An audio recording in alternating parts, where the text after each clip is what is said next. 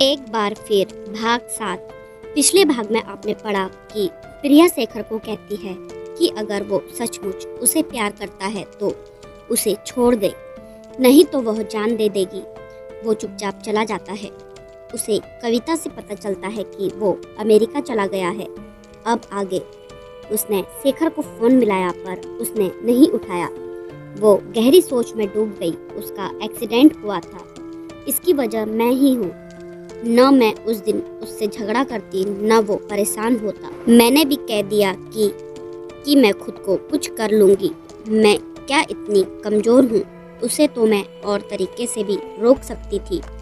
मैं भी पागल हूँ, किसी और का गुस्सा उस पर उतार दिया, पर वो भी तो कम इरिटेटिंग नहीं है, इसलिए इतना कुछ बोल गई। अब वो बहुत उदास थी। जिंदगी भी अजीब है, किसी इंसान की किस्मत में अकेलेपन के सिवा कुछ नहीं होता। खैर जो भी हो, चल प्रिया, ऑफिस तो जाना ही पड़ेगा। तैयार होने लगी। बॉटल ग्रीन कलर की भागलपुरी साड़ी विद मरून शेड्स पहनकर अपने लंबे बालों का ढीला जोड़ा बनाया। काली बिंदी लगाकर शीशे में देखा तो फिर शेखर याद आ गया। उसकी बातें याद करके उसके होठों पर मुस्कुराहट आकर फिर गायब हो गई। गाड़ी निकाली और चल दी। उसने म्यूजिक ऑन कर दिया। ऑफिस पहुंचकर पेंडिंग काम निपटा कर बैठ गई। लंच टाइम में ऑफिस में सब आपस में बात करने लगे तो वो भी वहां जाकर बैठ गई। एक ने कहा, मैम आप कब शादी कर रही हैं? हम तो इंतजार कर रहे हैं पार्टी का। क्यों, शादी ही सब कुछ होती है? वो फीकी हंसी हंस दी। तब तक कंचन बोली, मैम यू आर राइट, शादी सब कुछ नहीं होती पर बहुत कुछ होती है। सब जोर से हंस पड़े। अरे मैम, अपना गुस्सा निकालने के लिए पर्सनल पंचिंग बैग मिल जाता है। कंचन ने हंसते हुए कहा, मैम मैंने तो डिसाइड किया है कि आपकी शादी में मैं लहंगा पहनूंगी। फिर तो तुम्हारा प्लान धरा का धरा रह जाएगा। वो वहाँ से उठकर खड़ी हो गई। शाम को घर पहुंचकर उसने चाय बनाई। मालती खाना बना रही थी। एक कप मालती को देकर चुपचाप चाय पीने लगी। मालती खाना बनाकर गई तो वह अलसाई हुई बाहर बैठ गई। उसने दी को फ़ोन मिलाया। हेलो दी, कैसे हो आप? मैं ठीक हूँ, तू कैसी है? आप तो भूल ही गए कि आपकी एक छोटी बहन भी है। तू तो मेरे बच्चों से पहले है पगली लड़की। वैसे भी तू तो इस दुनिया में मेरा पीछा करते हुए आई है। दी हंस पड़ी। हम दोनों इनसे पहले साथ थे और हमेशा साथ रहेंगे, दी कहते हुए इमोशनल हो गई। प्रिया, मेरे मायके में तेरे अलावा है ही क्या? मेरा सबसे प्रीसियस जेमस्टोन। लव यू मेरी जान। एक बहुत बड़ी जादू की झप्पी भेज रही हूँ तेरे लिए। तू आई क्यों नहीं? बहुत दिनों से मैं तो आ जाती हूँ। दी, आप मेरे पास कहाँ आते हो? बच्चों को लेकर कुछ दिनों के लिए अपने मायके आ जाओ ना। बच्चे यहाँ से स्कूल चले जाएंगे, मैं बहुत अकेली हूँ। वो फोन पर सुबक पड़ी। अच्छा तू चुप हो जा, मैं माजी से पूछकर तुझे बताती हूँ। दी, बच्चों को लेकर आना। ओके। उसने फोन रख दिया। सच में दी अगले दिन शाम को दोनों बच्चों को लेकर पहुंच गई। उसके सूने घर में तो मानो बाहर आ गई थी। दोनों बच्चे मासी से चिपक गए। वो बच्चों के लिए खाने पीने की बहुत सारी चीजें खरीद कर ले आई थी। मम्मा, मैं तो मासी के घर ही रहूंगा। 7 साल का गुत्र मासी के गले में झूल गया। मम्मा, मासी आपसे अच्छी है। तब तक चीनू भी उसके करीब आ गई। मासी, मैं भी। उसने दोनों को गले लगाकर उनका माथा चूम लिया। ठीक है दी, ये दोनों मासी के पास रहेंगे। दी मुस्कुराते हुए प्यार से तीनों को देखने लगी। डिनर करने के बाद बच्चे टीवी देखने लगे तो दोनों बहनें बाहर आकर बैठ गई। तुमने आगे क्या सोचा है? किस बारे में? अरे मैं शादी की बात कर रही हूँ। कुछ नहीं, क्या सोचना? वो हंस दी। किसी न किसी का साथ जरूरी है, जिंदगी बहुत लंबी है, कब तक अकेली रहोगी? मैंने 1-2 लड़के देखे हैं, अच्छे खानदान के हैं, मिल लो, तुम्हें कोई पसंद आए तो फिर देखते हैं। वो चुपचाप सुनती रही, कुछ नहीं बोली। इतने में दी के आगे पड़ा हुआ उसका फोन बज उठा। उस पर शेखर का नाम देख दी ने उसकी तरफ देखा। ये शेखर कौन है जो इतनी रात में तुम्हें फोन कर रहा है? तुम मुझसे कुछ छिपा रही हो क्या? देखो, अगर कोई बात है तो मुझे बताओ। तब तक फोन में 2 मिस कॉल आ चुकी थी। प्रिया ने दी की तरफ देखा। कोई नहीं, ऑफिस में कोई है। ऑफिस वाला कोई इतनी रात को क्यों फोन करेगा? तीसरी बार कॉल आई तो दी ने फोन उठा लिया। दी ने फोन पर हेलो नहीं कहा, फोन स्पीकर पर डाल दिया। हेलो, कल तुम्हारा फोन आया था, मैं ले नहीं पाया। बिजी था। डी ने उसे इशारा किया, बात करो। प्रिया घबरा गई। उसने फोन उठा लिया। वो उठकर खड़ी हो गई। फोन स्पीकर पर ही था। हेलो, मैं प्रिया की बड़ी दी बोल रही हूँ। हेलो दीदी, आप मुझे नहीं जानती हैं, मैं शेखर हूँ। प्रिया, कहाँ है? रुको, अभी बात कराती हूँ। दी ने प्रिया को आंखें दिखाई। हेलो, मुझे पता चला कि आपका एक्सीडेंट हुआ था। हाँ हुआ था, पर अब मैं ठीक हूँ। तुम कैसी हो? मैं ठीक हूँ, ख्याल रखिएगा। उसने झटपट फोन ऑफ कर दिया। बड़ा ख्याल रखने की बात हो रही थी। वैसे ये शेखर है कौन? दी, शेखर कविता का देवर है। कौन कविता? वो तुम्हारी फ्रेंड? हाँ। मुझे बताओ कौन है ये, फैमिली वगैरह कहाँ रहता है? दी, वो शेखर बादवा है जहाँ कविता रहती है, वहीं उसके बगल में घर है। वो और कुछ ज्यादा नहीं बताना चाहती थी, पर दी तो हाथ धोकर उसके पीछे पड़ गई। दी, उसका पूरा नाम राजशेखर बादवा है, बादवा ग्रुप्स का सीईओ। वो तो बादवा ग्रुप्स वाले सीपी बादवा का बेटा है। अब प्रिया चुप नहीं रह सकी। उसने दी को सब कुछ बता दिया। दी सोच में डूब गई। प्रिया, वो बहुत बड़े लोग हैं, जानती हो ना, इसलिए दी मैंने उसे मना कर दिया। अगर मना किया था तो फिर फोन क्यों किया? तुम कोई बच्ची तो नहीं हो, या फिर कुछ और है जो तुम मुझसे छिपा रही हो? नहीं दी, कुछ और नहीं है। लाओ फिर मुझे फोन दो। ऐसा डांटूंगी कि फोन करना भूल जाएगा। वो क्या सोच रहा है कि तुम अकेली हो? नहीं दी, रहने दीजिए, मैं अब उससे बात नहीं करूंगी। दी को सारा माजरा समझ आ रहा था। अच्छा लाओ, उसका नंबर दो, मुझे उससे बात करनी है। ओहो दी, आप क्या बात करेंगी उससे? अच्छा फोन दो तो सही। दी ने जबरदस्ती फोन लेकर वापस मिलाया। अब प्रिया डर गई। ओ गॉड, वो तो एक नंबर का लफंगा है, कहीं मुझे समझकर दी से अनाप शनाप न बोल दे। दी उसे एक तरफ खड़े रहने का इशारा करके फोन मिलाने लगी। प्रिया दी के गुस्से से वाकिफ थी, वहीं पर खड़ी हो गई। फोन पर बात करते हुए दी टहल रही थी। प्रिया बेचैन होकर चुपचाप खड़ी थी। यही कोई 5 मिनट बाद दी आ गई। डर के मारे प्रिया का गला सूख रहा था। दी ने उसकी तरफ देखा।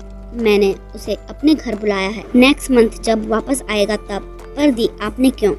देखो तो सही कि कैसा इंसान है। पर दी, मुझे तुम तो चुप ही रहो, अपनी जिंदगी का सत्यानाश करके रख दिया है, दुनियादारी की जरा भी समझ नहीं है। क्लास 1 पोस्ट पर बैठी हो और अक्ल घुटने पर है। कोई भी बात थी तो सबसे पहले मुझे बताना चाहिए था। माँ नहीं है तो तुमने सोचा कि बस अब मनमर्जी करोगी। दी उठकर अंदर चली गई। वो बैठकर सोचने लगी, उसने पता नहीं ऐसा क्या कह दिया जो दी इतनी गुस्से में थी। मैंने दी को नाराज कर दिया। फोन करूं, उससे पूछूं, वो तो है ही बकवास बंदा।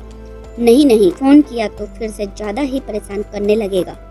अगले दिन सुबह ऑफिस के लिए तैयार होने लगी तो दी उसके लिए नाश्ता तैयार कर रही थी। मालती दूसरे काम निपटा रही थी। दी के गले लगकर दी को सॉरी बोला। उसका पपी फेस देख दी हंस पड़ी। चल नाश्ता कर ले दी, बच्चों को स्कूल से आप ले आओगे? दी के हाँ कहने पर वो रास्ते में बच्चों को स्कूल छोड़कर ऑफिस चली गई। जब घर आई तो दी नॉर्मल थी। तब उसकी जान में जान आई। दी 4 दिन उसके पास रहकर वापस चली गई। प्रिया ने शेखर को फोन नहीं किया, न उसका फोन आया। जब बात खत्म हो गई है तो दी क्या बात करेगी?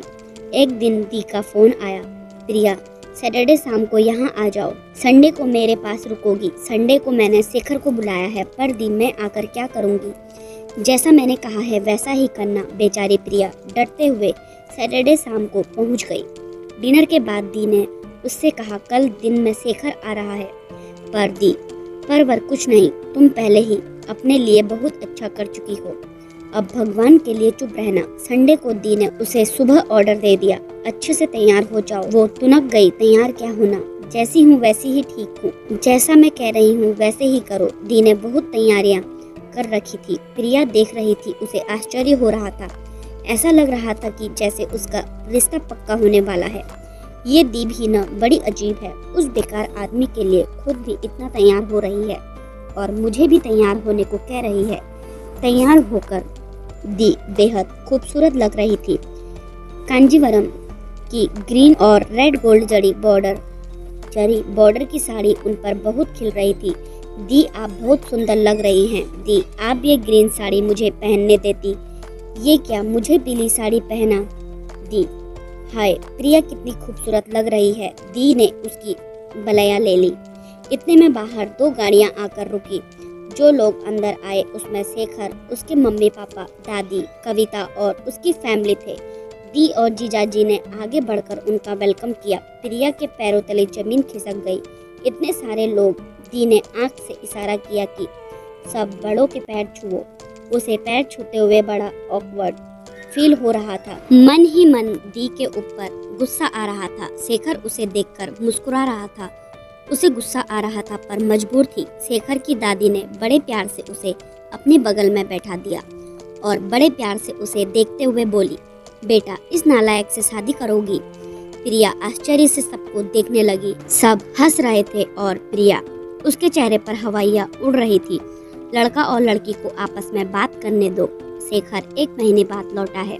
बेटा, शेखर 1 महीने बाद आज ही मिल रहे हो। प्रिया से जी दादी। शेखर उसे देखते हुए मुस्कुराया। होंगे तुम्हारे माँ बाप मॉडर्न, मैं तो पुराने ख्यालात की हूँ। जरा लड़का लड़की को आपस में बात करने दो।